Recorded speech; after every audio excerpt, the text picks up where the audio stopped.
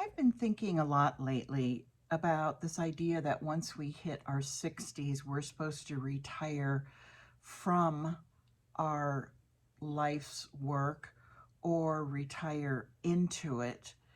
And I'm not sure that's the right way to look at it. I know for certain when we choose to retire and what we choose to do once we retire is not a one size fits all question or answer. And I want to talk about that more today. I'm 64. My name is Suzanne, and this is Thrive Thursday. And here I talk about all aspects of aging over the age of 60 and how to live with joy and purpose no matter what your age. Lately, I've been seeing a number of videos talking about why you should not continue to work beyond the age of 62 or sooner. If you have enough money saved, you should retire as soon as possible so you can enjoy the best years of your life because, of course, you're only going to continue to get older and older. And if you have to keep working until you're 70, you're not going to have any energy or vigor to enjoy your retirement years. And I understand the thinking behind that, but it's not what I've observed in people I know and love dearly. And I'm going to give you some good examples. Okay, let's start with the example of retiring before 65 and why that's the right decision for some people. My brother and his wife have always been business owners their whole life or their whole adult life. And during those years of building their business, they were never able to take a proper vacation, even when they would go somewhere for a long weekend or a week at most. They were still answering calls from customers even while they were on vacation. So they never really got a chance to just exhale and let their mind rest from business. So they were able to and chose to retire early so that they could do something they really want to do, which is travel for as long as they want and not have to worry about taking customer calls. That's a great reason to retire early. And they've done that. Now, whether or not they will have some other greater purpose in retirement, I don't think they need to even think about that right now. I think these first few years of their retirement might be just rest and enjoying all the hard work, the fruits of their labor, so to speak, and just rest. And whether that's poolside or on a cruise ship or fishing off a pier, which is something my brother loves to do, it doesn't matter. This was the right decision for them. On the other hand, I'm going to use the example of my mother. She worked until the age of 65, and as soon as she retired, within 6 months, she was living overseas, teaching and acting as an administrator for an international school. She had a similar job stateside in an elementary school, and she loved her work. And she had always dreamed of living and traveling overseas, and so this was the perfect way to do that, to capture both of her interests. And my father went with her.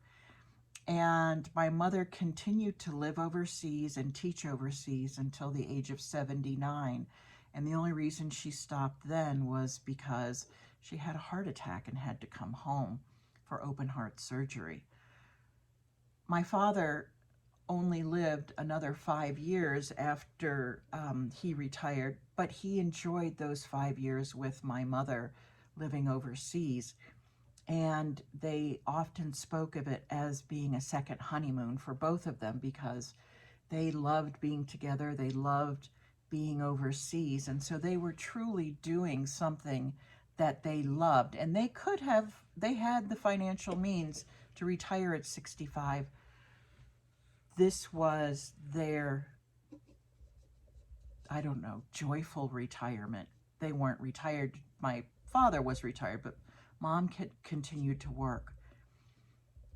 Warren Buffett is another example of someone who never really retired. Well, maybe he has now that he's 95.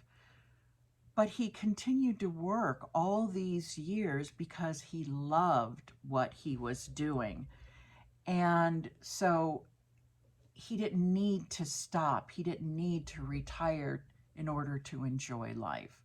So what I'm saying is that in the 3 examples I've given you so far, there is no moral high ground for retiring early or continuing to work. One is not better than the other. They're simply choices that we each make for our lives. And if you continue to work, that does not mean you are more virtuous than somebody who doesn't continue to work. It just means that you happen to love the work that you have done all your life. Okay, what if you continue to work because you have to financially? That is a very real thing for lots of people. And what I want to tell you, and I'm going to use myself as an example. I'm 64 and I still am working, and I probably will continue to work for a few more years for financial reasons. But I don't feel sorry for myself, or would I want anyone to feel sorry for me, because as I've mentioned in some of my previous videos, I've started writing again.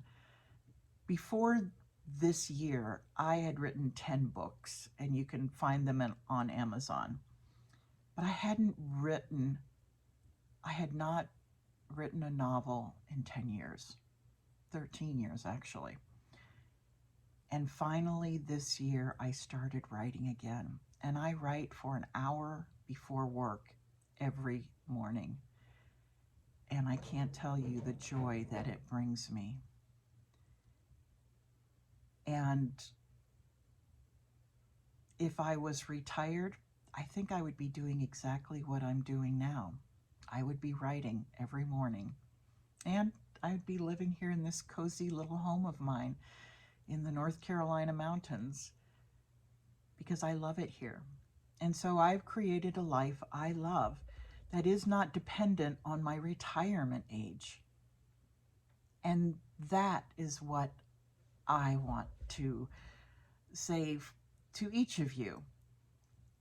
Retirement should not be dependent on your age. Retirement and the life you want to lead in retirement should not be dependent on your age. And it really shouldn't even be dependent on whether you're working or not. You can create a life you love, whether you're retired or not retired.